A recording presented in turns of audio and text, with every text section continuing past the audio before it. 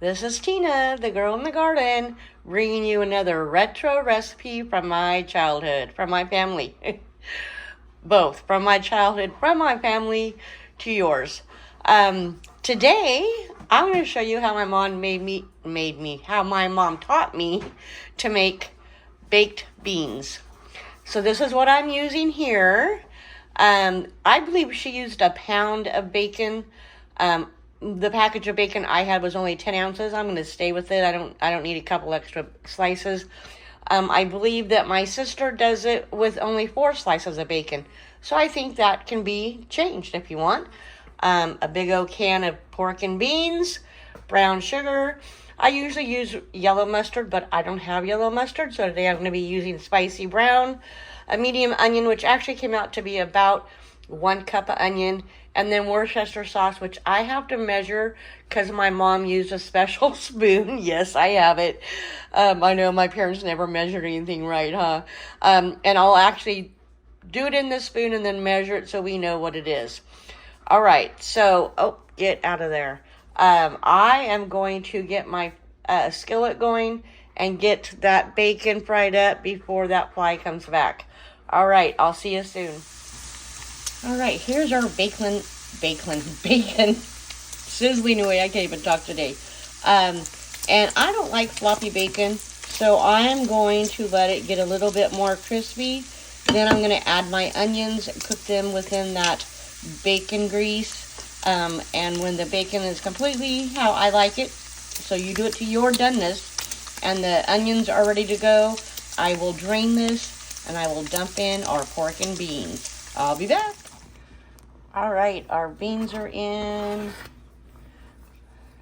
I'm going to turn this down a little bit so I can get other things in there. So I use my mom's special spoon, and it comes out to a 1/3 cup of Worcestershire sauce. All right, let's get that in and get it stirred up. And the next, it's spicy brown mustard, which is a smidge. I'm going to say it's probably like an 1/8 to a 1/4 teaspoon, or around there, in between there. And then the brown sugar I'll have to measure out. All right, I'll be back. We'll get this done. All right, the brown sugar's in, it's melting, and it was 2 1/4 cups of brown sugar. I even kind of tasted it, so I'm hoping that when this brown sugar completely dissolves, this last bit I put in, that I will be right on the money. So kind of made a mess on my stove too. Okay, so I'm going to let this simmer a little bit longer. I'm going to give it a taste, and if it's good, I'm going to stick it in a preheated oven at 350 for 30 to 45 minutes. I'm going to start checking on it when it gets to 30 minutes. I'm just wanting it to thicken up and have a little bit of caramelization on top, I guess is what you call it. Okay, so let me finish this up so we can taste it. Be back. All right, our baked beans are out of the oven. My big baking dish, what is it, 11 by 9 or whatever, I don't know, 9 by 13, I don't know. Anyway, it was dirty, so I used a smaller one. So I might have to cook this a little bit longer. It's already cooked for 40 minutes, but see how soupy it still is? We want it to thicken up. I'm actually going to let it cool just a little bit to see if some of that thickening happens. If not, I'm going to stick it back in the oven. Now, I am going to tell you, when my timer went off and I checked it, I thought I turned off the timer, but what I did was I turned off the oven. So the oven was not on. Although it stayed hot, it was still bubbling. It didn't actually cook that additional 10 minutes at 350 because the oven did start to cool. So let me let this cool just a little bit to see if it starts to thicken. If not, it's going to go back in so I can correct my mistake. All right, see you soon.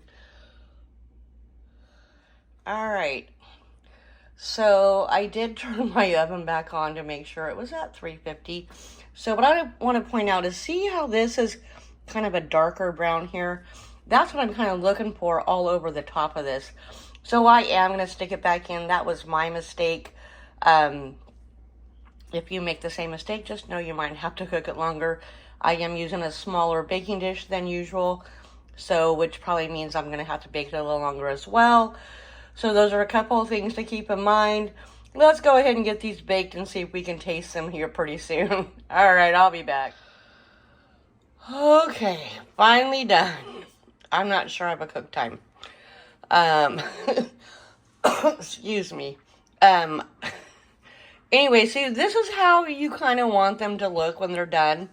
The longer you cook them, the thicker they'll get. So my mom likes to cook them where they're really thick. I like to cook them where they're thick, but they're not too thick. Because what I'm thinking is, we're not going to eat this all tonight, and so I'm going to keep rewarming it. So it's going to get thicker and thicker and thicker as we go, right? So anyway, sorry, this was not a great video, probably, but this is the baked beans my mom made when I was growing up. I could not find a recipe online that completely matched it.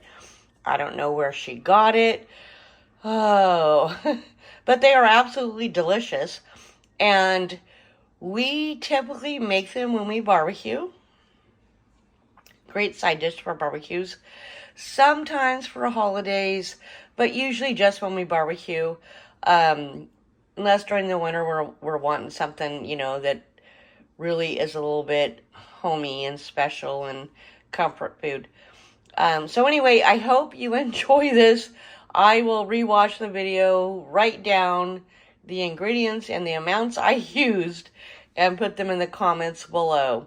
So thanks for spending some crazy time with me again, and I'll see you next time. This is Tina, the girl in the garden. Thanks. See you later.